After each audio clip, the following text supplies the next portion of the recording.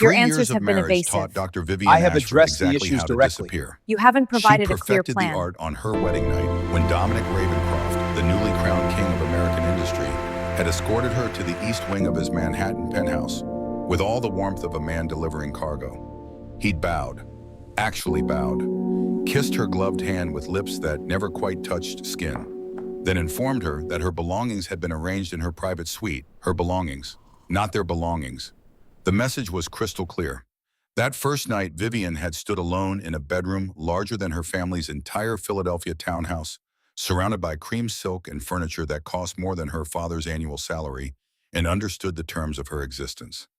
She was Mrs. Dominic Ravencroft. She was not his wife. The distinction mattered.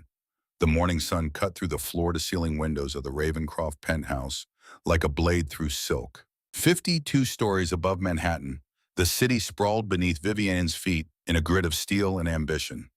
She stood at the window of her study, coffee cooling in her hands, watching the ant-like movement of people who actually had somewhere to be. People who mattered. She'd learned to move through the penthouse like a ghost, present but unnoticed. Breakfast at 8 in the smaller dining room because Dominic took his meals in his office. Correspondence until noon, carefully worded letters that never revealed opinion or personality.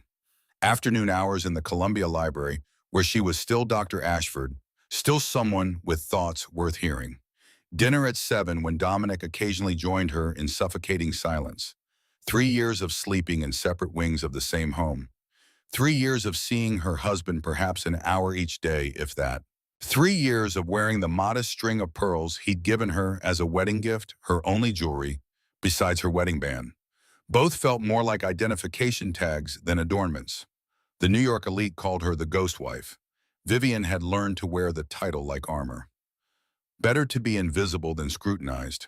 Better to be forgotten than to attract the dangerous attention of a man like Dominic Ravencroft.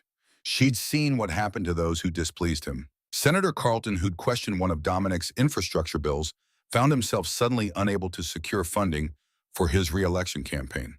Lady Patricia Worthington, who'd spread rumors about the Ravencroft marriage, watched her daughter's engagement fall apart when the groom's family mysteriously withdrew. The hedge fund manager who dared to publicly contradict Dominic at a charity dinner had his investors pull out by morning and fled to the Cayman Islands in disgrace. Dominic never raised his voice, never made threats. He simply made things happen with terrifying efficiency. His network of influence was so vast and intricate that most people never saw the spider at the center of the web until it was far too late. And Vivian had no intention of becoming another cautionary tale. So she stayed quiet, stayed obedient, stayed invisible in her cream-colored dresses and single strand of pearls. The perfect ornament for a man who seemed to forget she existed most days. Except sometimes late at night she'd catch him watching her. It happened rarely, perhaps a dozen times in 3 years.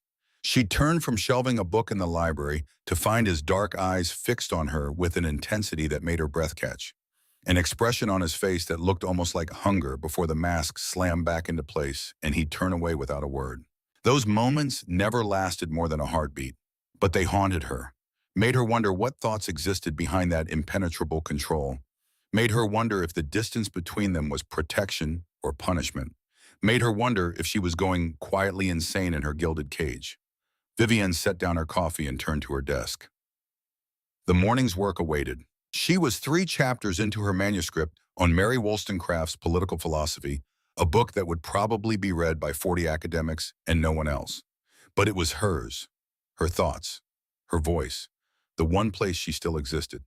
Her computer screen glowed with the paragraph she'd written yesterday.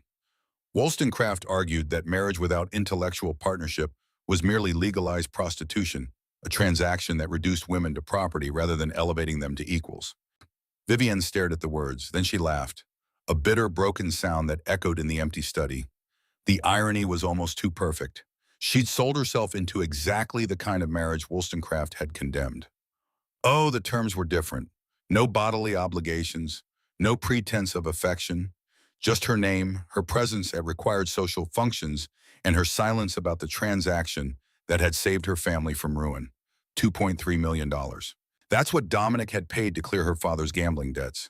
The loans from dangerous men, the legal fees, the threat of federal prison. all of it gone in a single wire transfer the day before their wedding. In exchange, Vivian had signed a contract that bound her to the Ravencroft name for a minimum of 3 years. After that, she was free to divorce with a generous settlement that would ensure she never had to work again. 3 years. She had 4 months left. The thought should have brought relief. Instead, it filled her with something she didn't want to examine too closely, something that felt dangerously like grief. A soft knock interrupted her spiral. Mrs. Ravencroft. Elena Harding's housekeeper stood in the doorway with the morning's mail on a silver tray. The older woman had been with the Ravencroft family for 20 years and treated Vivian with a warmth that felt almost maternal. This arrived for you. Vivian's eyes went to the black velvet box resting among the usual invitations and correspondence. Her heart did something complicated in her chest. Thank you, Elena. The housekeeper's eyebrows rose slightly as she set down the tray, but she said nothing. After 3 years, Elena had learned to read Vivian's moods, to know when silence was kindness. Alone again, Vivian stared at the velvet box for a full minute before touching it. It was expensive. The kind jewelers used for significant pieces, not trinkets. No card accompanied it, no note tucked beneath the ribbon. Her fingers trembled slightly as she opened it. The emeralds took her breath away. The necklace was a masterpiece. A stunning collar of graduated emeralds surrounded by diamonds with a massive center stone that had to be at least 20 carats. The craftsmanship was exquisite, each stone set in what looked like platinum. The whole piece designed to sit prominently at the collarbone, impossible to miss. It would have cost a fortune, multiple fortunes. Vivian's first thought was that there had been a mistake. This couldn't be for her. Her second thought, accompanied by a flutter of something dangerously close to hope, was that Dominic had sent it. She lifted the necklace carefully, watching light dance through the emeralds. When had he commissioned this? Why, they barely spoke beyond necessities, barely acknowledged each other's existence. What had changed? At the bottom of the box, she found a small card she'd missed initially. The handwriting was unfamiliar, elegant and masculine. Wear this to the Metropolitan Gala. It was made for you. No signature, no explanation. Vivian read the note 3 times, her heart doing something complicated in her chest.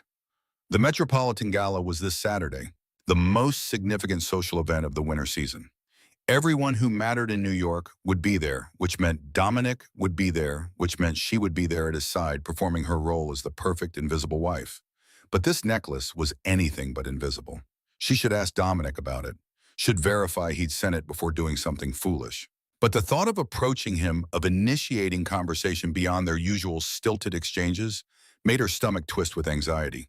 3 years of distance had built walls that felt insurmountable. Besides, who else would send her jewelry? She had no admirers, no close friends wealthy enough to afford such a gift. It had to be from Dominic. Perhaps this was his way of acknowledging their anniversary. 3 years of marriage, even if it was a marriage in name only. Perhaps this was his way of saying he had noticed her after all. Perhaps. Vivian spent the next 3 days in a strange state of anticipation. She found herself looking up whenever Dominic passed through a room, waiting for him to mention the necklace to acknowledge the gift. But he said nothing, barely looked at her, in fact, too consumed with Senate testimony preparations and corporate mergers to spare her more than a distracted nod. By Saturday morning, doubt had crept in. Maybe she'd misunderstood. Maybe she shouldn't wear it. Maybe your gown is pressed and ready, Mrs. Ravencroft, Elena announced, laying out the cream silk Vivian had chosen for the gala. Will you be wearing your pearls this evening? Vivian looked at the velvet box on her vanity, at the emeralds that seemed to glow with their own inner fire, at the possibility of being seen, truly seen for the first time in 3 years. No, she heard herself say, not the pearls. And the decision felt momentous, reckless, terrifying. For 3 years, she'd been invisible. Tonight, she would be anything but. The Metropolitan Museum of Art blazed like a palace against the winter night sky. Every window glowed with golden light. The grand staircase was lined with photographers, their cameras creating constellations of flash as New York's elite arrived in their finery. Vivian's hands smoothed nervously over the cream silk of her gown as their town car pulled up to the entrance. The emeralds felt heavy at her throat. Not uncomfortably so, but present, impossible to forget. The center stone rested just above her décolletage, catching light with every breath. Dominic handed her down from the car with his usual impersonal courtesy. His gloved hand barely touched hers. He looked devastating in black velvet and an intricately tied cravat. His dark hair was swept back from a face that could have been carved from marble for all the emotion it showed. At 35, Dominic Ravencroft was considered one of the most powerful men in America. His company controlled infrastructure projects across 3 continents. His political influence stretched from state houses to the Senate floor. And he didn't look at the necklace, didn't seem to notice it at all. Disappointment curled in Vivian's stomach, sharp and unexpected. She'd been foolish to hope, foolish to think a piece of jewelry could bridge 3 years of careful distance. They entered the museum together, climbing the grand staircase side by side like actors in a play they'd performed 100 times before. The Great Hall was already filled with hundreds of guests, politicians and CEOs, old money and new power, society matrons and their daughters. Everyone who mattered in New York gathered under soaring ceilings and ancient art to see and be seen. Vivian felt the immediate weight of scrutiny as they entered. Hundreds of eyes turned their way, cataloging the Ravencrofts with the avid attention, the elite reserved for those who held real power. She'd taken perhaps 5 steps when she felt Dominic go absolutely still beside her, his hand tightened on her elbow. Not painful but firm, possessive. She looked up confused and found him staring at her throat with an expression she'd never seen before. His eyes had gone black. His jaw was rigid. That muscle in his cheek had started ticking like a countdown to detonation. "Where did you get that?" His voice was barely above a whisper, but it carried the weight of absolute command. Around them, conversations began to die. People turning, watching. The necklace, Vivian's confusion deepened. "You sent it. There was a note saying to wear it tonight." Something flickered across his face. Shock, then fury so intense she took an involuntary step back. His hand followed, keeping her close. His fingers dug into her arm hard enough to bruise. "I sent you nothing." The words hit her like ice water. The music seemed to fade. Every conversation in the Great Hall died. 800 eyes fixed on them with predatory interest as Dominic Ravencroft's legendary composure visibly cracked. "I don't understand," Vivian stammered. "If you didn't send it, then who gave you that necklace?"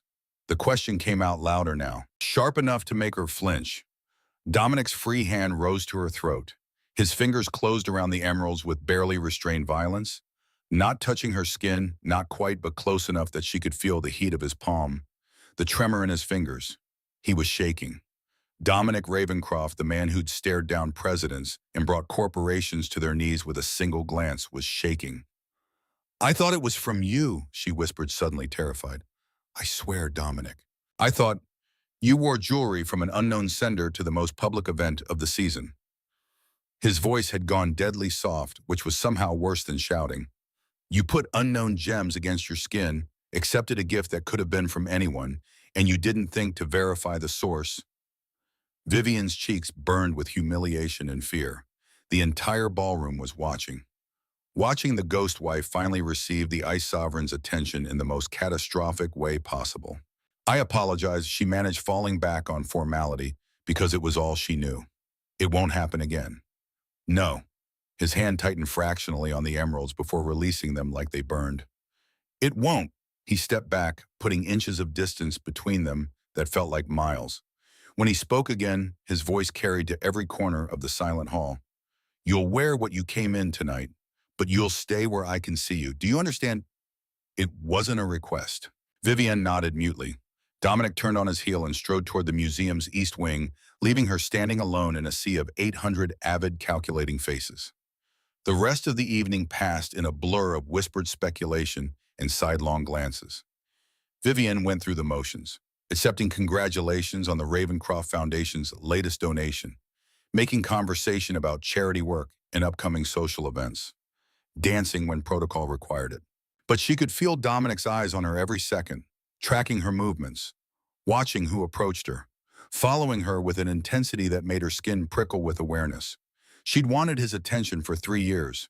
Now she had it, and it felt like being hunted. By the time their town car arrived to take them home, Vivian's nerves were shredded. Dominic handed her in with the same cold courtesy as always. But once the door closed and they were alone in the darkness, she felt the temperature drop. "Remove it." His voice was quiet, controlled. Her hands went to the clasp, trembling. The emeralds felt heavy now, Wrong. She placed them carefully on the seat between them, like they might explode. Dominic didn't touch the necklace, didn't even look at it. His eyes remained fixed on her, dark and unreadable in the shadows. Tomorrow morning you'll give that to Harrison Cole. He'll have it examined and traced. Harrison was Dominic's head of security, a former military intelligence officer with a reputation for ruthless efficiency. You'll give him the box that came in the note, everything. Yes, Mr. Ravencroft. She'd reverted to the formal address without thinking. A retreat to safety. Dominic leaned forward slightly, and she could see his face now in the passing streetlights. The mask had slipped, entirely revealing something raw and dangerous underneath. Until we know who sent this and why you don't accept any packages, any deliveries, any correspondence that hasn't been screened first. Do you understand? She nodded, not trusting her voice. Say it. I understand. Dominic sat back, but his eyes never left her. Not for the entire ride home through the glittering Manhattan night. And when they arrived at the penthouse and he escorted her to her suite, something he'd never done in 3 years of marriage, his hand stayed possessively on her lower back the entire way. At her threshold, he paused. Lock your door tonight. Then quieter, almost to himself, and pray I find out who did this before I lose what's left of my sanity. He walked away, and Vivian stood frozen in her doorway, her heart pounding. Behind her on her vanity, the velvet box sat empty. Ahead of her, she could hear Dominic's footsteps echoing through the penthouse, pacing like a caged animal. Something had broken tonight. Some barrier that had kept them at a careful distance for 3 years. And Vivian had the terrifying suspicion that there was no going back. The next morning arrived cold and clear. Vivian watched from her bedroom window as Harrison Cole's black SUV pulled into the building's private entrance at 7:15. She'd been awake since 5, unable to sleep, unable to stop replaying the look on Dominic's face when he'd seen the emeralds. The fury, the fear. The fear had been the worst part. What kind of gift could make Dominic Ravencroft afraid Harrison met Dominic in the lobby? Vivian couldn't hear their conversation from 52 floors up, but she could see their body language. Dominic's gestures were sharp, urgent. Harrison's responses were crisp, military efficient. When Harrison left 20 minutes later, he carried the velvet box and 3 pages of Dominic's handwriting. The investigation had begun. Vivian didn't notice the surveillance at first. The changes were subtle. A new security guard who seemed to be in every room she entered. A driver who appeared whenever she left the building. The building's doorman suddenly very interested in her comings and goings. It was Elena who confirmed her suspicions 3 days later. Mr. Ravencroft has instructed that all your correspondence be brought to him first, the housekeeper said carefully as she delivered the morning mail. Or rather, didn't deliver it. The silver tray sat empty for the first time in 3 years. All of it, Vivian's voice came out sharper than intended. All of it, Mrs. Ravencroft? And any packages or deliveries as well. Elena hesitated, then added quietly, he's having your mail screened, your movements tracked. I'm to report if anyone unusual attempts to contact you. The words should have made Vivian angry, should have felt like a violation of privacy, like being treated as a child or a prisoner. Instead, something warm and dangerous unfurled in her chest. Dominic was protecting her. The realization hit her with unexpected force. For 3 years, she'd believed herself invisible to him, forgotten in all but name. But now he was having her watched, having her guarded, screening her mail with the same obsessive attention he gave to matters of national importance. She mattered to him. Somehow, impossibly, she mattered. The thought terrified and thrilled her in equal measure. The days passed in strange suspension. Vivian went through her routines, writing in the mornings, research at Columbia in the afternoons, but everything felt different now. She was aware of the security presence. The guard who followed her to the library. The car that waited outside every building she entered. The way Harrison Cole seemed to materialize whenever she was in a public space. Dominic didn't explain, didn't acknowledge the surveillance, but she felt his attention like a physical weight. He started appearing more frequently in shared spaces, walking through the library when she was reading. Joining her for dinner 3 nights in a row, though, he said little beyond asking about her research. Each time his eyes would drift to her throat, to the modest pearls she'd resumed wearing, to the place where the emeralds had rested, and each time that muscle in his jaw would tick, his hands would curl into fists, some internal battle playing out behind his carefully controlled exterior. On the fourth night, Senator Marcus Ashworth's dinner invitation arrived. It was hand-delivered by a courier, which meant it had been screened by Dominic first. The envelope bore his handwriting approved, "Wear your pearls." Vivian stared at those three words. He'd never told her what to wear before, never commented on her clothing choices at all. The dinner party was scheduled for Saturday evening. 20 guests, all carefully chosen from Washington's most influential circles. Senator Ashworth's Georgetown townhouse was known for intimate gatherings where real power was brokered over crystal and candlelight. Vivian assumed Dominic would decline.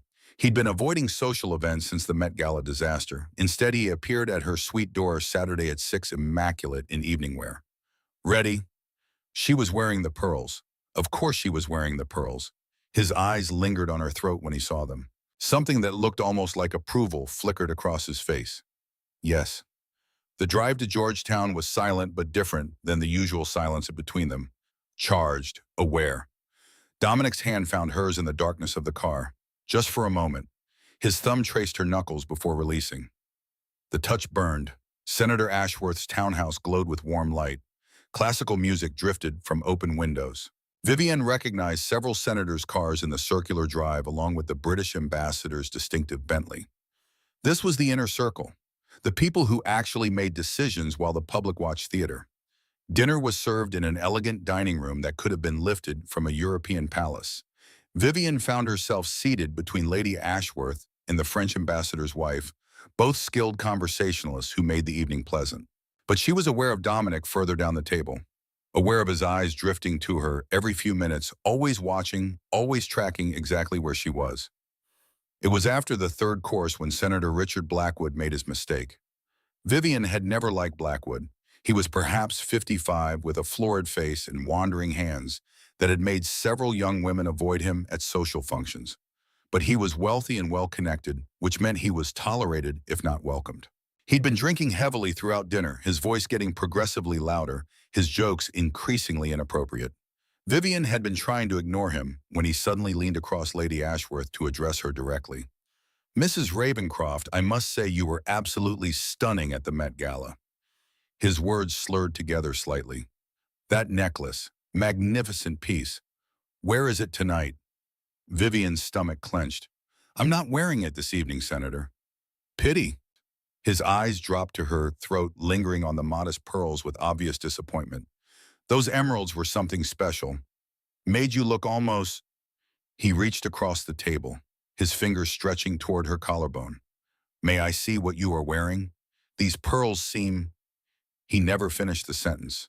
One second his hand was reaching for her. The next second Dominic was standing behind him, having moved from his seat with a speed that seemed impossible for a man his size. Dominic's hand closed on Blackwood's wrist with enough force to make the older man yelp. "Gentlemen don't touch what isn't theirs." The entire table had gone silent, 20 pairs of eyes fixed on the tableau. Dominic Ravencroft, gripping Senator Blackwood's wrist with white-knuckled intensity, his face a mask of controlled violence. "I was merely—" Blackwood started trying to pull away. Dominic's grip tightened. "You were leaving, weren't you, Blackwood?" It wasn't a question. The senator's face had drained of all color. Sweat beaded on his forehead despite the cool evening air. He nodded frantically. Yes, of course. I apologize, Mr. Ravencroft. Mrs. Ravencroft, I've had too much wine. Harrison will see you out." And somehow, impossibly, Harrison Cole was already at the dining room door, as if he'd been summoned by telepathy. Blackwood fled, cradling his wrist. The moment he was gone, Dominic released his grip and smoothed his jacket with deliberate care. When he looked around the table, his expression was perfectly pleasant. "My apologies for the disturbance. Senator Ashworth, you were saying about the infrastructure bill." The conversation resumed, but it was stilted now. Careful. Everyone had seen the ice sovereign lose control twice in 1 week. Everyone had witnessed the invisible line being drawn around his wife. Touch her and cease to exist. But Dominic didn't return to his seat. Instead, he moved to stand behind Vivian's chair. One hand came to rest possessively on her shoulder.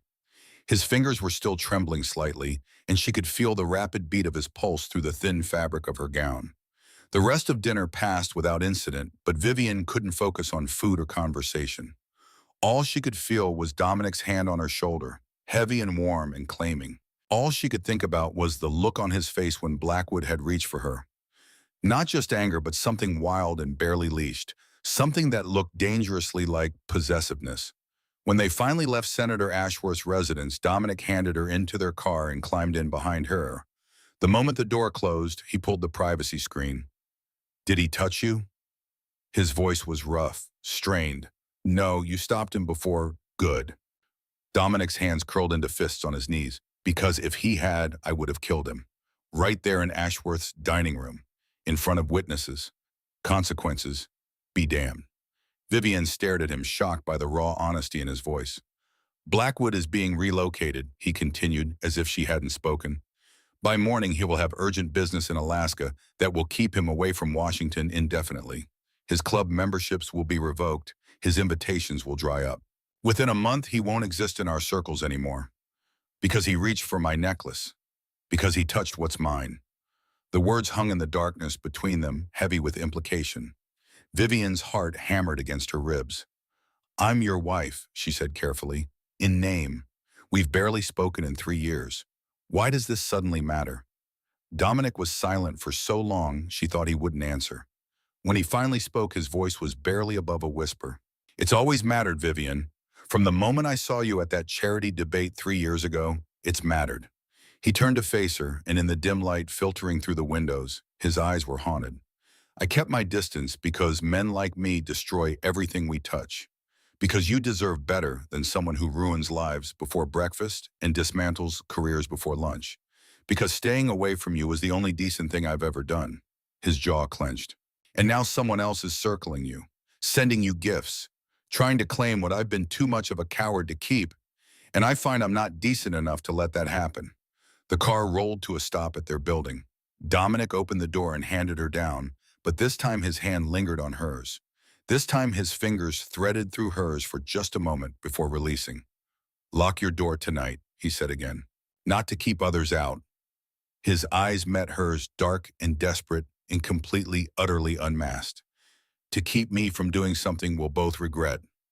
He walked away into the lobby, and Vivian stood in the cold night air with her heart racing and her hands still warm from his touch. Behind her in the penthouse above, she could hear him through the building's acoustics, pacing, the crash of what sounded like crystal hitting a wall. The distance between them was collapsing. The walls they'd built were crumbling. And somewhere out there, whoever had sent those emeralds was watching, waiting. The game had only just begun. Vivian couldn't sleep. She tried for hours lying in her four-poster bed while her mind replayed Dominic's words over and over. "It's always mattered. From the moment I saw you, it's mattered." 3 years of distance. 3 years of believing herself forgotten, invisible, unwanted. And all that time he'd been staying away to protect her from himself. The revelation should have frightened her. Dominic Ravencroft was dangerous. She'd always known that. He wielded power like other men wielded knives, cutting through opposition with surgical precision. But now that danger was directed at anyone who came near her. And instead of fear, she felt something else entirely. Something warm and reckless that made her slip from her bed at midnight and wrap a silk robe over her nightgown. She told herself she was going to the library for a book. Told herself the light she'd seen beneath Dominic's study door had nothing to do with her decision. She was lying. The penthouse was silent as she moved through darkened hallways, her bare feet soundless on Persian rugs worth more than most people's homes. The city glowed beyond floor-to-ceiling windows, Manhattan spread out like scattered diamonds against black velvet. Dominic's study was at the far end of the West Wing, past the modern art collection neither of them ever examined. Vivian had never ventured there at night, had never had reason to seek out her husband's private domain. Until now. The door was ajar. Lamplight spilled into the corridor like liquid gold. Vivian approached slowly, her heart hammering, and peered inside. Dominic sat in his leather chair, still fully dressed in his evening clothes, though his tie had been discarded and his collar hung open. His head was tilted back against the leather, eyes closed, dark circles visible even from the doorway. He looked exhausted, more than exhausted. He looked haunted, like a man fighting battles on fronts no one else could see. Papers littered the desk beside him. What looked like reports and surveillance photos, all stamped with Harrison Cole's security seal. He'd been hunting while she'd been lying awake thinking about him. Vivian knew she should leave, knew that intruding on this moment of vulnerability would cross a line they'd carefully maintained for 3 years.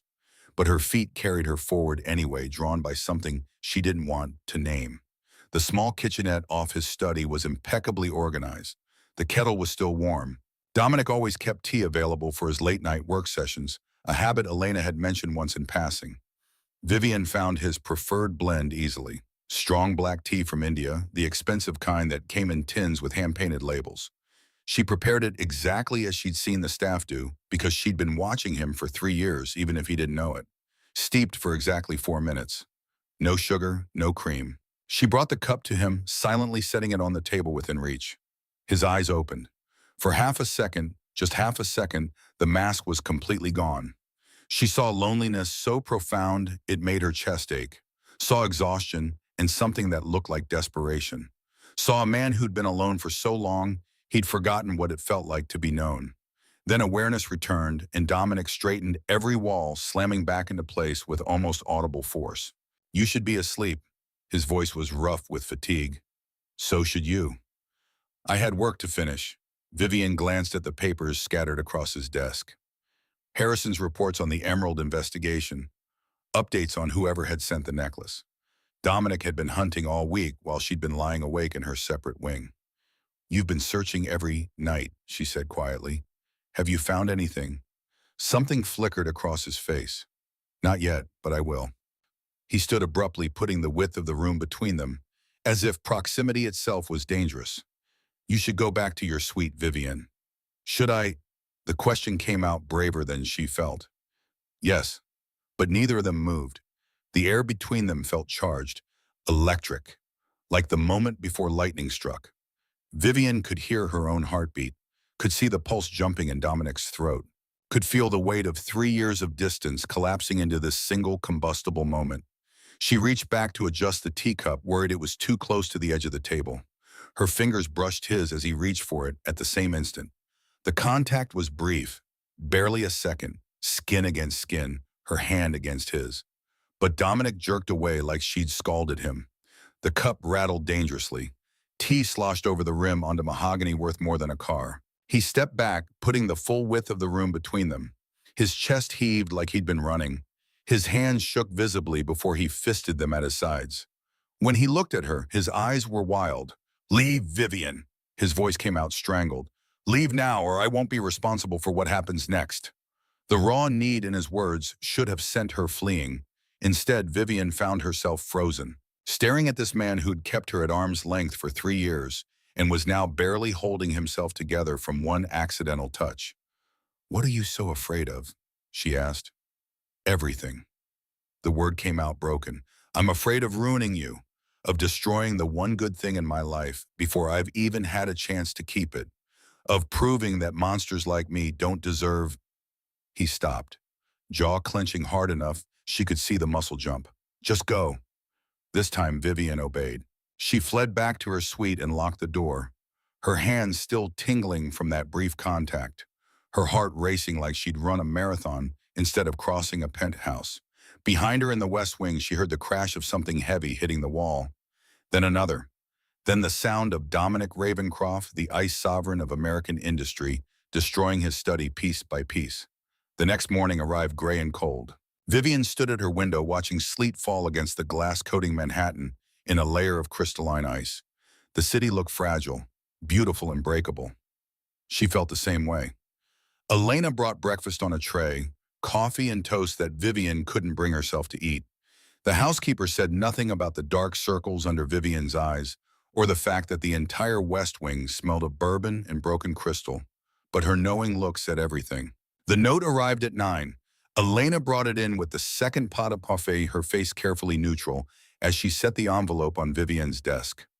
The handwriting was unfamiliar, the same elegant script from the Emerald card. Vivian's blood went cold even before she opened it. Inside a single sheet of heavy cardstock. Expensive. The kind used for formal invitations. But the message was anything but formal. "The gardens at Ravencroft Estate, midnight tonight. Come alone or your family's debts become public knowledge. I have documentation, letters between Ravencroft and your father.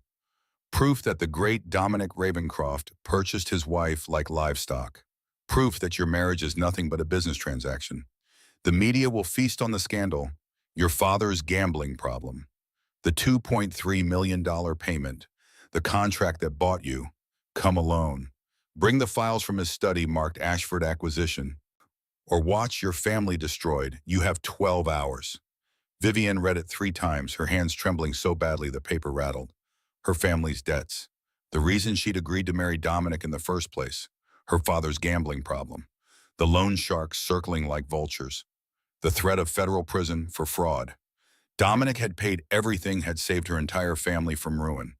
It had been part of their marriage contract, quietly arranged and never discussed. How did anyone know about that? The contract was sealed. The payments had been made through layers of corporate entities and offshore accounts. Harrison Cole himself had arranged the security. How the note continued with specific instructions. What to bring, where to meet, threats about what would happen if she told anyone, especially Dominic. Vivienne should tell him immediately, should hand him the note and let him destroy whoever had sent it with the same ruthless efficiency he'd shown Senator Blackwood. But the threat was explicit. Come alone or her family's reputation would be obliterated. Her father would go to prison. Her mother would face the shame. Her younger sister's engagement would fall apart.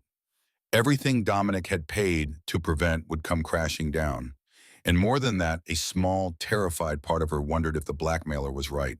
If Dominic had only married her out of convenience. If the distance between them was proof that she'd been purchased and filed away like any other acquisition. The heat she'd seen in his eyes last night could be explained away as simple desire, couldn't it? Physical attraction didn't mean love.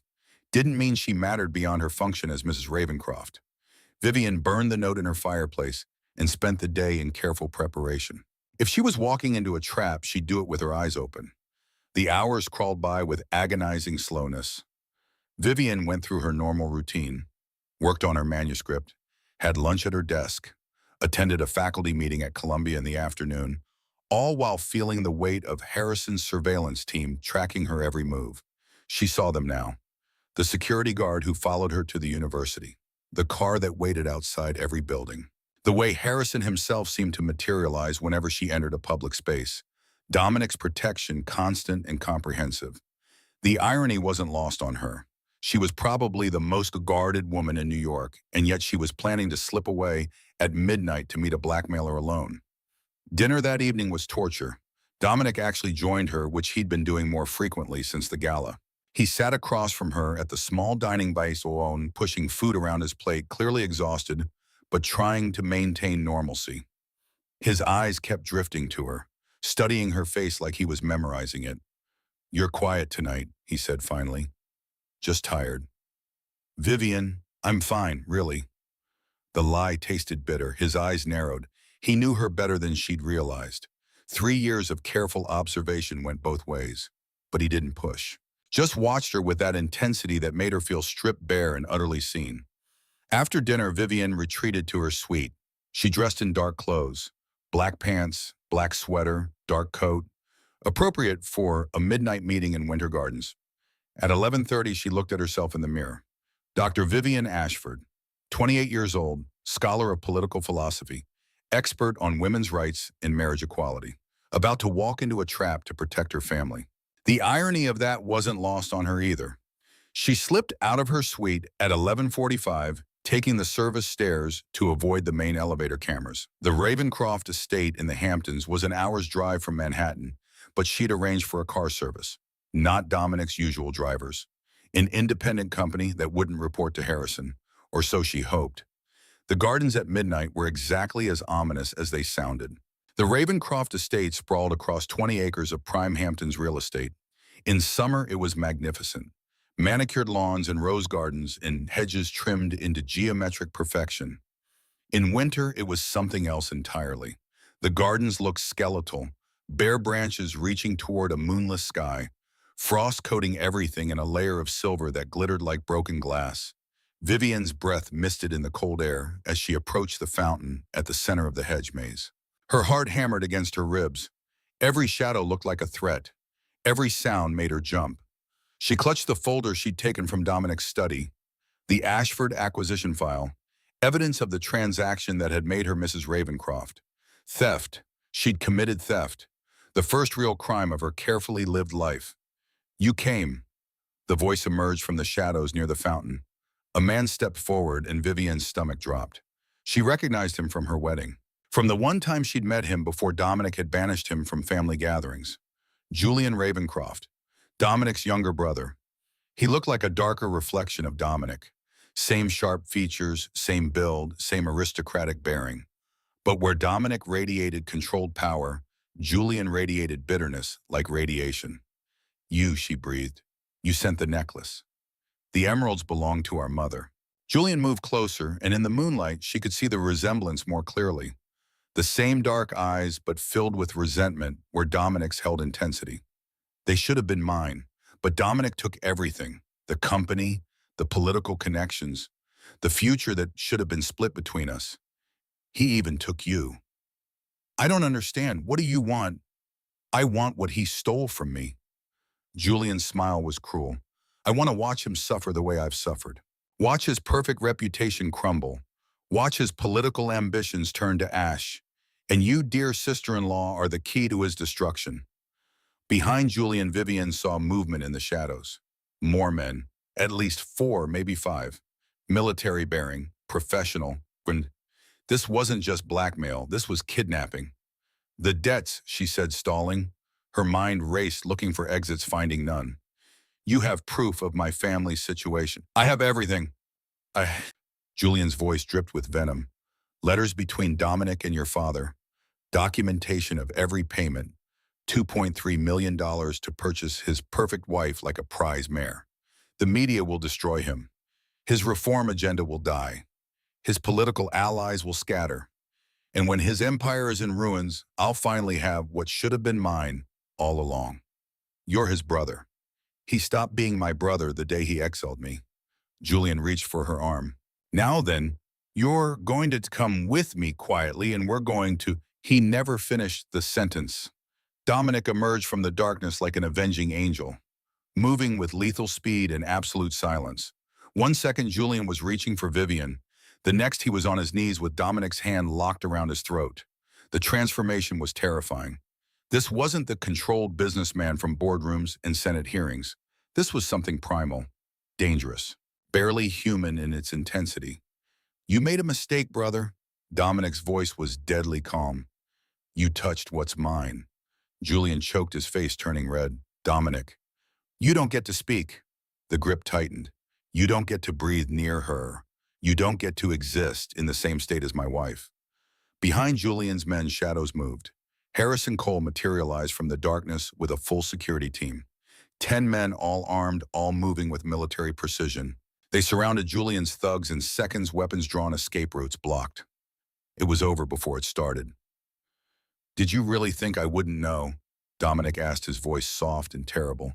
Did you think I'd let my wife walk into danger without protection? He looked at Vivian then, and she saw fury there, but also relief so profound it made her knees weak. I've had men following her since that necklace arrived. Every move she made, every breath she took. I knew. Vivian's eyes widened. He'd been watching all along, protecting her even when she thought herself alone. Let her come to the trap to catch Julian completely. Dominic released Julian, letting him collapse, gasping to the frozen ground. Harrison, take my brother and his accomplices somewhere we won't be disturbed. I'll deal with them shortly. Yes, sir. As Harrison's men dragged Julian and his conspirators away, Julian was screaming. This isn't over. The documents, the proof, are fabricated, Dominic said calmly. Poorly at that. I have the only real copies. Harrison secured them 3 years ago. Your blackmail was never going to work. I just needed you to show your hand completely. Then Dominic turned to Vivian. The fury in his eyes made her take an involuntary step back, but he followed, closing the distance. You came alone. His voice was deadly quiet. To a midnight meeting with a blackmailer, without telling me, without asking for help. He threatened my family. Your family is protected. The words came out harsh. Has been protected since the day we married. Every debt paid, every creditor satisfied, every threat neutralized. Did you really think I'd leave them vulnerable? Dominic moved toward her slowly, deliberately, like he was afraid of what he might do if he moved too fast. Did you think so little of me that you believed I'd let anyone hurt you through them? I didn't know what to believe, Vivian whispered. You've kept me at a distance for 3 years, barely spoke to me. How was I supposed to know you cared about anything beyond the marriage contract? Dominic stopped inches away from her. Come with me. It wasn't a request. He turned and strode toward the estate house, clearly expecting her to follow. Vivian hesitated only a moment before hurrying after him through the frozen gardens. He led her through darkened hallways to the library, a massive room she'd rarely entered, filled with floor-to-ceiling bookshelves and the smell of old leather and older money. Dominic walked to the far wall and touched something on a shelf. A hidden door swung open. Inside was a smaller room, clearly his private sanctuary. A desk covered in papers. More reports from Harrison all about protecting Vivian. Surveillance photos. Security assessments. 3 years of obsessive protection documented in meticulous detail. Then Vivian saw the walls, and her breath caught. Sketches, dozens of them, maybe hundreds, all of her. Vivian reading in the garden morning light, catching her hair. Vivian at breakfast, an unguarded smile on her face. Vivian laughing at something Elena had said. Vivian looking out the window, expression wistful and sad. 3 years of sketches. 3 years of watching her from a distance and recording what he saw. 3 years, Dominic said roughly from behind her. 3 years of watching you from a distance because I was terrified of what I'd become if I let myself get close. He moved closer, backing her against the wall, covered in his art. 3 years of counting the hours between meals because those were the only times I had an excuse to be in the same room. 3 years of sketching your face because it was the only way I could have you without destroying you. His hands came up to frame her face, not quite touching, trembling with the effort of restraint. You matter, Vivian. You've always mattered. From the moment I saw you at that charity debate before our wedding, terrified and trying so hard to be brave for your family, you've mattered more than anything else in my life. Vivian's breath came in short gasps. She could see the truth in his eyes. 3 years of misunderstanding. He wasn't cold. He was restraining himself. I stayed away because men like me ruin everything we touch, he continued. Because you deserve better than a monster who destroys lives before breakfast and dismantles empires before lunch. Because keeping you safe meant keeping you away from me. His forehead dropped to rest against hers. And now someone tried to take you. Now I've spent a week imagining in all the ways I could kill anyone who looks at you wrong. Now I've had Harrison tracking your every move because the thought of you in danger makes me insane. Dominic, now I can't stay away anymore, even if it damns us both. Vivian's hands came up to cover his, finally closing that last inch of distance. Then why did you stay away? Because I was afraid. His eyes closed. Afraid that if I started touching you, I'd never stop. Afraid that if I let myself love you, I'd destroy you the way I destroy everything else. Afraid that you'd see the monster everyone else fears and realize you'd married a nightmare. You're not a monster. I had a senator relocated to Alaska for reaching toward your necklace. I'm about to make my own brother disappear for threatening you. Tomorrow I'll systematically destroy every person who knew about your family's debts and thought they could use that information against you. He opened his eyes and they were bleak. If that's not a monster, I don't know what is. It's protection, Vivian said firmly. It's someone who cares enough to be terrifying on my behalf. It's someone who spent 3 years suffering in silence because he thought distance would keep me safe. She tightened her grip on his hands. I don't need safe, Dominic. I need you. For a long moment, he just stared at her. Then with a sound that was half groan, half surrender, his mouth crashed down on hers. The kiss was wild, desperate. 3 years of restraint shattering in an instant. Dominic kissed her like she was air, and he was drowning, his hands tangled in her hair. His body pressed her against the wall of sketches of paper crinkling beneath them. Vivian kissed him back with equal desperation, her fingers clutching at his shirt. 3 years of loneliness pouring into the single moment of connection. When they finally broke apart, both breathing hard, Dominic rested his forehead against hers again. I'm still gonna destroy them, he said. Julian, the men who helped him, anyone who knew about this blackmail scheme. I'm going to make them cease to exist. I know. And I'm going to be unreasonably possessive, probably insufferably so. I'll want to know where you are every minute. I'll have men following you. I'll destroy anyone who looks at you wrong. I know. I'll probably never be normal about you. Never be calm or reasonable or anything approaching sane where you're concerned. Vivian smiled against his lips. I know. Dominic pulled back enough to look at her, really look at her. Why are you smiling? Because for 3 years I thought I was alone in this. I thought I was the only one lying awake at night, wondering what it would be like if you actually saw me, actually wanted me. She traced his jaw with her fingers. I'm smiling because I was wrong. He kissed her again, softer this time, almost reverent. They stayed in the library until dawn, Dominic explaining everything. How Julian had been exiled 5 years ago, not for a simple family dispute, but for attempting to sabotage the company's IPO. How he'd been monitoring his brother's movements ever since, waiting for another attack. How he'd known the moment the emeralds had been delivered and had spent the past week setting a trap. The blackmail was never going to work. Dominic said, his fingers threading through Vivian's hair as they sat together on the leather sofa. I have the only copies of those letters.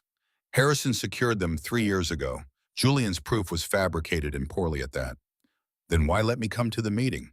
Because I needed to know who else was involved. Needed to catch all of them at once. His jaw tightened, and I needed Julian to show his hand completely so I could destroy him without mercy. By the time the sun rose over the Hamptons, Julian Ravencroft had been permanently relocated. Not to Alaska, but to a private psychiatric facility in Switzerland. Family trust frozen pending investigation. Legal restraining order filed. He would be cared for, but he was finished threatening anyone ever again. His accomplices woke to find their assets frozen, their reputations destroyed, their existence in New York society effectively ended. Dominic Ravencroft didn't make threats. He simply made things happen with terrifying efficiency. What happens now? Vivian asked as morning light flooded the library. Dominic's hand covered hers. Now I make up for 3 years of being an idiot. Now I show you what I should have shown you from the beginning. He stood and pulled her to her feet. Now I love you the way I've wanted to for 1,095 days. And for the first time in 3 years, Vivian Ashford Ravencroft felt truly completely seen. 6 months changed everything. Vivian woke on a Tuesday morning in March to find spring sunlight flooding through windows that had been opened to let in fresh air. The smell of coffee drifted from the kitchen. Real coffee, not the perfectly brewed but impersonal service that had characterized her first 3 years in the penthouse. Dominic had made it himself. She found him at the small breakfast table in what had once been her private dining room and was now simply their dining room. No more separate wings. No more careful distance. They'd spent the past 6 months learning to occupy the same space, and the transformation had been nothing short of revolutionary. He looked up when she entered, and the smile that crossed his face was something she'd never seen in those first 3 years. Genuine. Unguarded. The ice sovereign had melted, and what remained was simply Dominic, her husband, her partner, her equal. Morning, he said, pouring her tea. Earl Grey, prepared exactly as she liked it. He'd learned her preferences the way she'd learned his, through careful observation and genuine interest. Morning? She sat beside him instead of across from him. Another small change that felt momentous. His hand found hers on the table. These casual touches had become natural over the past months. The wall between them hadn't just cracked, it had shattered completely. I have Senate testimony at 10, he said, scanning the morning's Wall Street Journal. But I should be done by 2. I thought we could have lunch. I have office hours until 3. Dinner then. Dinner sounds perfect. This was their routine now, coordinating schedules, making plans, actually wanting to see each other instead of carefully arranging to avoid contact. Vivian had published her book on Mary Wollstonecraft 2 months ago. A Vindication Revisited: Partnership, Marriage, and Political Philosophy. It had been dedicated to Dominic, and she'd been surprised by how much that simple acknowledgement had meant to both of them. The academic reviews had been excellent, but more importantly, Dominic had read every word, had engaged with her arguments, had challenged her on points of political theory while respecting her expertise. They'd spent hours debating Wollstonecraft's vision of marriage as intellectual partnership versus the reality of 18th century gender relations. Dominic citing John Stuart Mill, Vivian countering with historical context. It was foreplay disguised as scholarship, and Vivian had never been happier. Harrison sent his final report on Julian. Dominic set his tone carefully neutral. 6 months had been enough time for the initial fury to cool into something more measured. Julian was in Switzerland undergoing intensive therapy. The doctors reported progress. So, small, incremental, but real. How is he better? The facility director thinks he might be ready for limited family contact in another 6 months. Dominic's jaw tightened slightly. I won't let him near you, but I thought you should know. Vivian squeezed his hand. He's your brother. If he's genuinely getting help, that's good. He tried to kidnap you, and you stopped him. The system worked. This was another change. Dominic was learning to share his burdens instead of carrying them alone. And Vivian was learning to be the partner he needed, not just the ornament he'd married. They'd both had to grow. The Winter Gala is this Saturday, Dominic said after a moment. The invitation came yesterday. Vivian tensed slightly. The last time they'd attended the Metropolitan Museum's gala, it had ended in public humiliation in the beginning of Julian's plot. The memory still stung. We don't have to go, Dominic said immediately, reading her expression. I can send our regrets. No. Vivian straightened her shoulders. We should go, together, properly this time. Dominic studied her face. You're sure? I'm sure. Let them see what we've become. What they'd become was formidable. In 6 months, they'd transformed from a cold contractual arrangement into something the New York elite didn't quite know how to categorize. A genuine partnership. Intellectual equals who happened to be married. Vivian had started consulting on Dominic's political strategy. Her expertise in political philosophy and rhetoric had proven invaluable in crafting his messaging on labor reform. She'd helped him navigate the philosophical underpinnings of workers' rights, grounding his proposals in Mill and Rousseau. In return, Dominic had connected her with policymakers who were interested in practical applications of political theory. She'd testified before a congressional committee on education reform, had published op-eds in major newspapers, had become a voice in her own right, not just Mrs. Ravencroft. They were building something together. An empire of ideas backed by Dominic's resources and Vivian's intellect. Then we'll go, Dominic said, but on our terms this time. He pulled a small velvet box from his jacket pocket. Red velvet, not black. Vivian's breath caught. I had this commissioned 2 months ago, he said quietly. I wanted to replace the memory of those emeralds with something better. Something that represents what we actually are to each other. He opened the box. The ruby necklace was breathtaking. Where the emeralds had been cold and calculating, designed to trap and manipulate, the rubies were warm, alive. A cascade of blood-red Burmese rubies surrounded by diamonds, the center stone a magnificent 25-carat gem that caught the morning light and turned it to fire. But it was the design that made Vivian's throat tight with emotion. 2 serpents intertwined, each holding rubies in their mouths, a symbol of partnership, of 2 separate entities choosing to be together. The jeweler said it's based on ancient symbolism, Dominic explained. 2 equals in alliance. Not one consuming the other, but both supporting the whole. He took the necklace from the box. I wanted you to have something that shows the world what I see when I look at you. Not an ornament, not a possession, but my partner, my equal. The person who makes me better than I could ever be alone. Vivian turned so he could fasten it around her neck. His fingers were steady this time. No trembling, no fear of touching her. 6 months had given them both the confidence to be close without combusting, though they still combusted regularly, just in more appropriate contexts. The rubies settled against her skin like they belonged there. Heavy enough to notice, beautiful enough to command attention. The exact opposite of the invisible pearls she'd worn for 3 years. It's perfect, she whispered. Dominic's arms came around her from behind, his chin resting on her shoulder as they both looked at her reflection in the window. You're perfect. I'm just finally smart enough to show the world what I've known all along. The days before the gala passed in a blur of preparation and anticipation. Vivian chose her dress carefully, deep crimson silk that matched the rubies. Cut daringly off the shoulder, fitted to show the body she'd hidden under neutral colors for 3 years. The ghost wife was gone. What remained was Dr. Vivian Ashford Ravencroft, and she was done being invisible. Elena helped her dress on Saturday evening, the housekeeper's eyes suspiciously bright. You look like a queen, Mrs. Ravencroft. I feel like myself, finally. Mr. Ravencroft is a lucky man. I think we're both lucky. Dominic was waiting at the bottom of the penthouse stairs when she descended.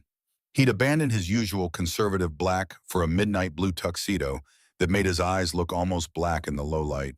He looked devastating. More importantly, he looked at her like she was the only person in the world. Beautiful, he murmured as she reached him, though you'd be beautiful in anything. Flatterer.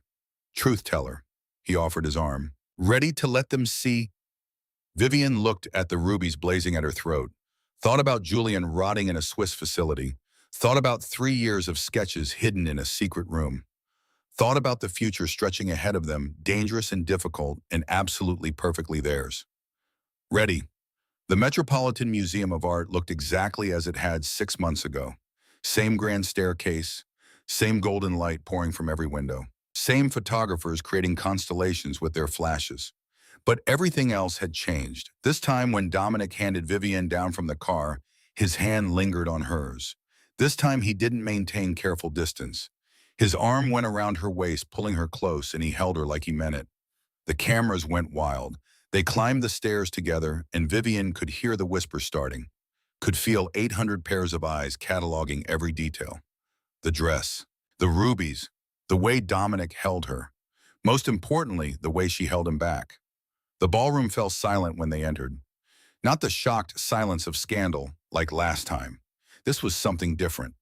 Recognition, understanding. 800 of New York's elite looking at the Ravencrofts and realizing that something fundamental had shifted. They're staring, Vivian whispered. Let them. Dominic's hand tightened on her waist. Let them see exactly who you belong to. Let them see that the ghost wife is gone and in her place is the woman who owns my heart, my sanity and every waking thought I have. Quite a claim, Mr. Ravencroft. Not a claim, a confession. The orchestra began a waltz. Dominic pulled her onto the dance floor, and suddenly they were the only couple that mattered. Other pairs joined them, but all eyes remained on the Ravencrofts. They'd never danced together before, but they moved like they'd been doing it for years. Dominic's hand firm on her back, Vivian's fingers laced with his, bodies in perfect synchronization. As they turned across the polished floor, Dominic murmured confessions against her temple. I've thought about this for 3 years, dancing with you, holding you in public, showing everyone that you're mine and I'm yours. Why didn't you? Because I was afraid that if I started, I wouldn't be able to stop, afraid that my need for you would consume us both. And now I know the truth. We don't consume each other. We complete each other. You make me better, Vivian. You make me human. She leaned closer, her cheek against his. You make me visible. For 3 years, I was a ghost. You brought me back to life. The music swelled. The chandeliers cast rainbow prisms across the floor. 800 people watched the Ice Sovereign dance with his scholar wife, and for the first time they saw what Dominic had been hiding. Not just desire, not just possession, but partnership. True partnership between equals. The song ended. Polite applause rippled through the ballroom. But Dominic didn't release her. Instead, he framed her face with both hands right there in the center of the floor, in front of 800 witnesses and a dozen cameras. I love you, he said clearly, loudly enough that those nearby could hear.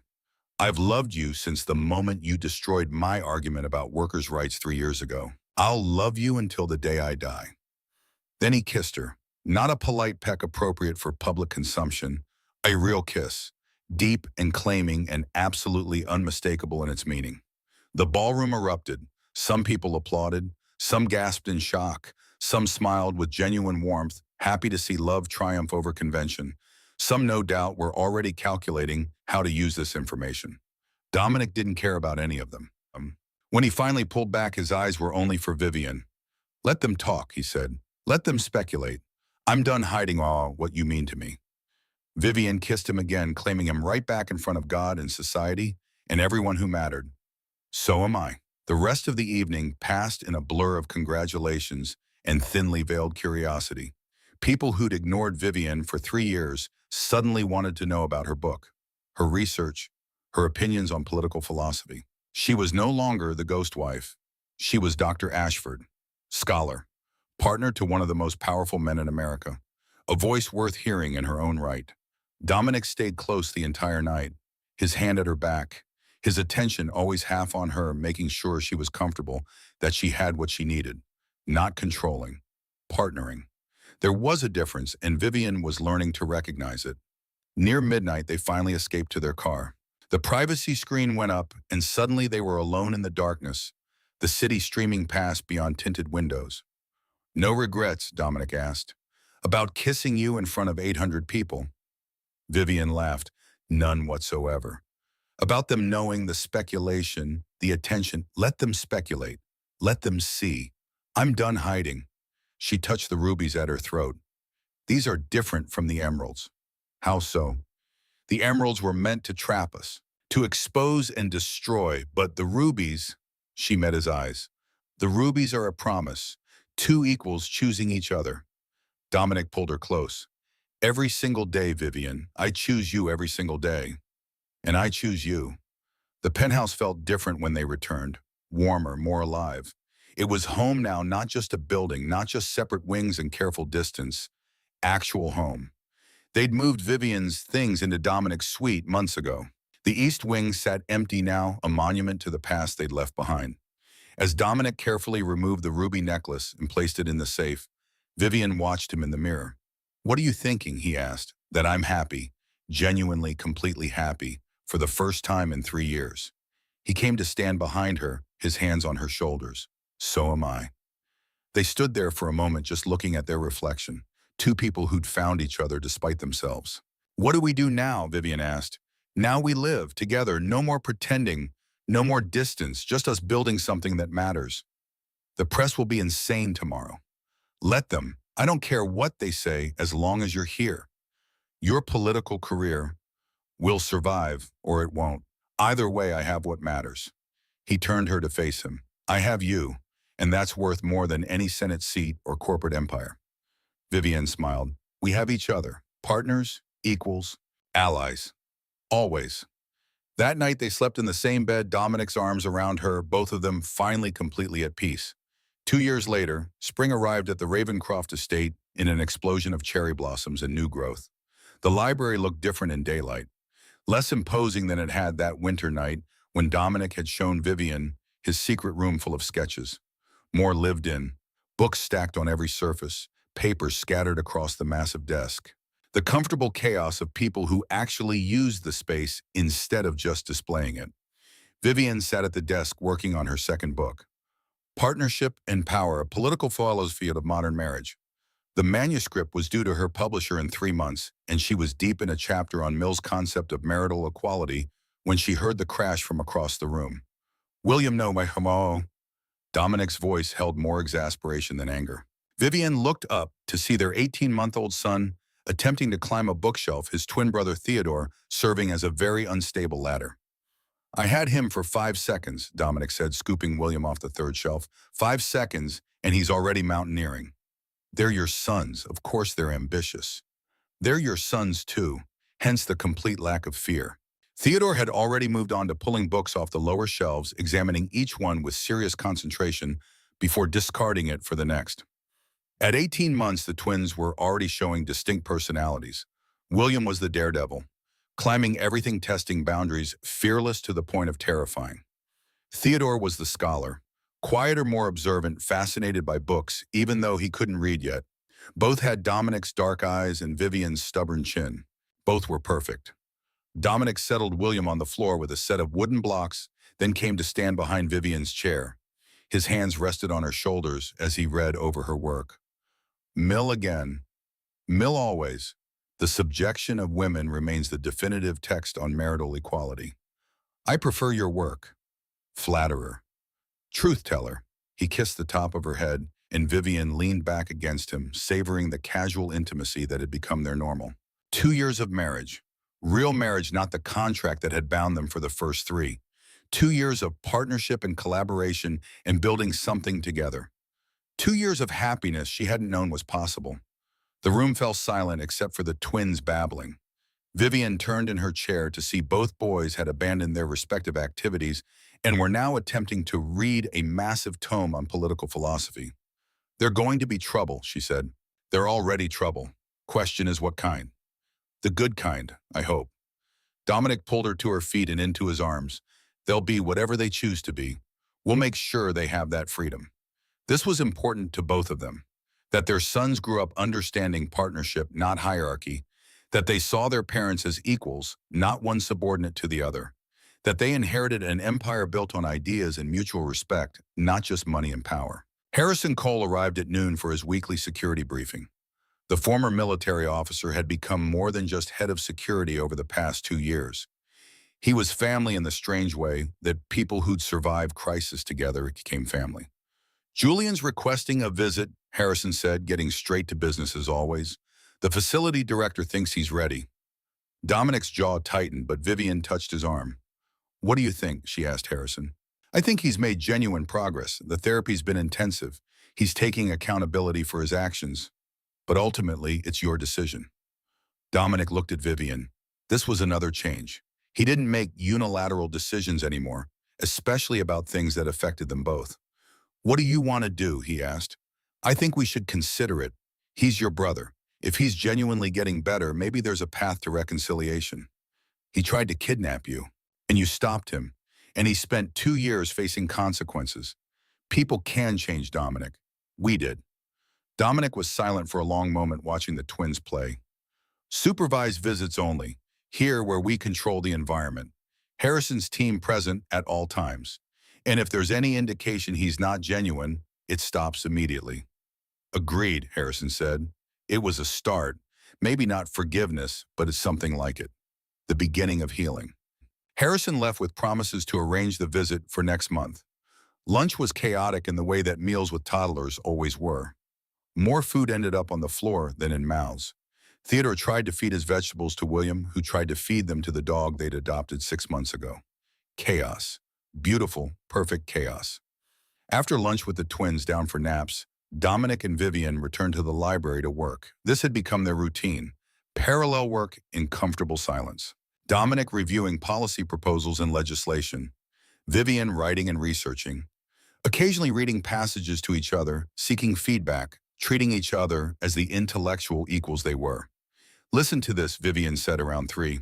Wollstonecraft argued that true partnership requires not just legal equality, but social and intellectual equality. That women must be educated to be partners, not ornaments. Sounds familiar, Dominic said dryly. Doesn't it, though? I spent 3 years as an ornament. You spent 3 years treating me like one. My greatest regret.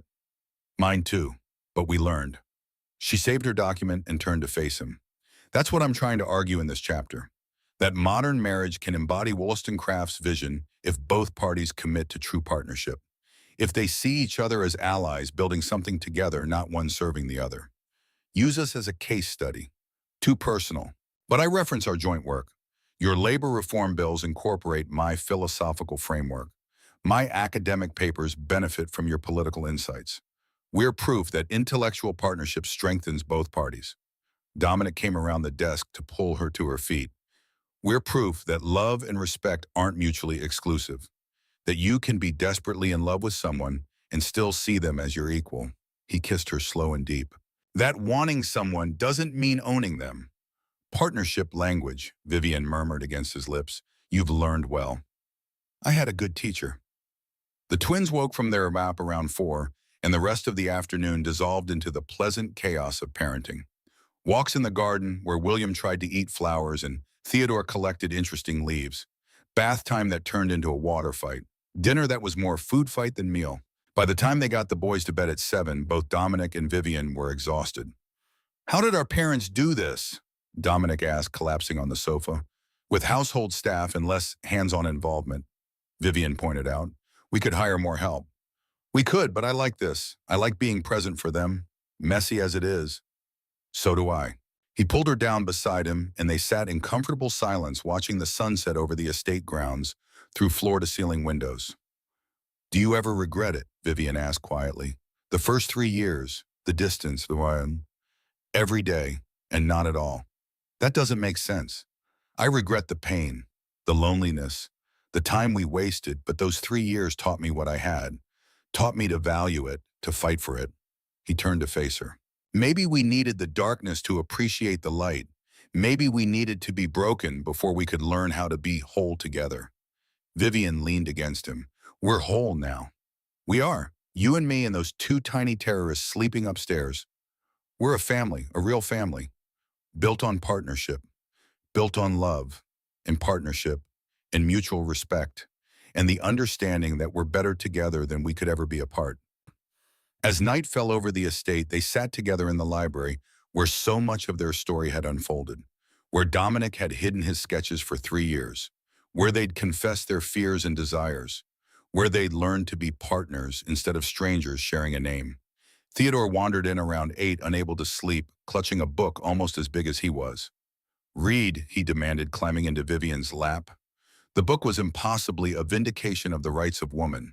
You gave him Wollstonecraft, Vivian asked Dominic. He chose it himself. I'm as baffled as you are. Clearly going to be a scholar. Clearly going to be trouble. Vivian opened the book and began reading, simplifying the language for toddler comprehension, but keeping the spirit intact.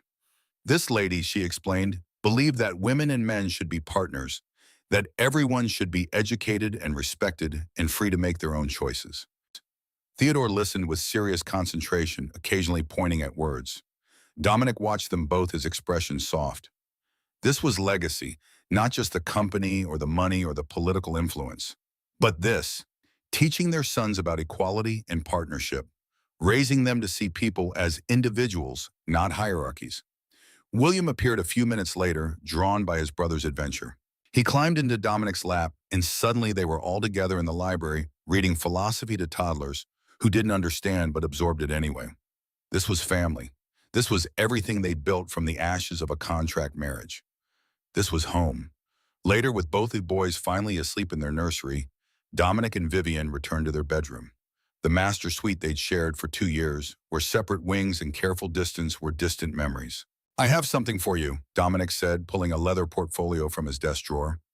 Inside were new sketches, not obsessive surveillance this time, but love letters in graphite. Vivian with the twins. Vivian working at her desk completely absorbed.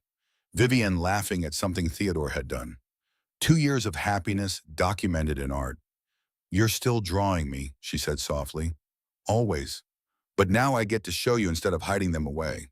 Vivian traced the sketch of herself holding newborn twins, the exhaustion and joy perfectly captured. These are beautiful. You're beautiful. They're just shadows of reality. She set the portfolio aside and pulled him close. I love you. You know that, right? Even after everything, maybe because of everything, I love you completely. I know, I love you too.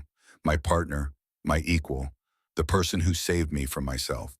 And they stood at the window looking out over the estate, over the gardens where Julian had tried to trap them, over the grounds where their sons would grow up, learning about partnership and respect. We built something good here, Vivian said. We did, and we'll keep building. Together, always together. In the nursery down the hall, William and Theodore slept peacefully, unaware that they were part of something larger than themselves, a legacy of partnership, of choosing each other, of two equals deciding to build a life together, unaware that their parents had traveled through darkness to find this light, unaware that love and respect could coexist. That partnership wasn't weakness, but strength. They would learn. In time, they would learn everything. But for now, they slept while their parents held each other and watched the stars come out over New York. Dominic's hand found Vivian's. No regrets. Only that we wasted 3 years. We could have had this. Not wasted, just delayed. We got here eventually. We did. She leaned against him, feeling his warmth, his strength, his absolute commitment to her and their family. Thank you, she whispered. For what? For being brave enough to love me, for being strong enough to be vulnerable, for being my partner when it would have been easier to be my master. Dominic kissed her temple. Thank you for not giving up on me, for seeing past the monster to the man underneath, for teaching me that love doesn't have to destroy, it can create. They stood there for a long time just holding each other, watching the city lights sparkle in the distance. Two people who'd started as strangers bound by a contract, who'd become partners bound by choice, who'd built a family, a legacy, a life worth living. The ghost wife was gone. The ice sovereign had melted. What remained was Dominic and Vivian Ravencroft. Partners, equals, allies in all things. Building their empire one day, one decision, one choice at a time. Together. Always together. And in the nursery, two boys slept who would inherit not just wealth or power, but something far more valuable. The knowledge that partnership mattered, that equality was possible, that love and respect could coexist, that two people choosing each other every single day could build something that lasted, something worth inheriting, something worth protecting, something worth passing into the next generation and the next. Legacy, not of money or influence, but of values and choices and the unwavering belief that together as partners, as equals, as allies, they could build something beautiful, something lasting, something real. And as the stars wheeled overhead and the city pulsed with life, below the Ravencroft family slept, safe, protected, loved, together.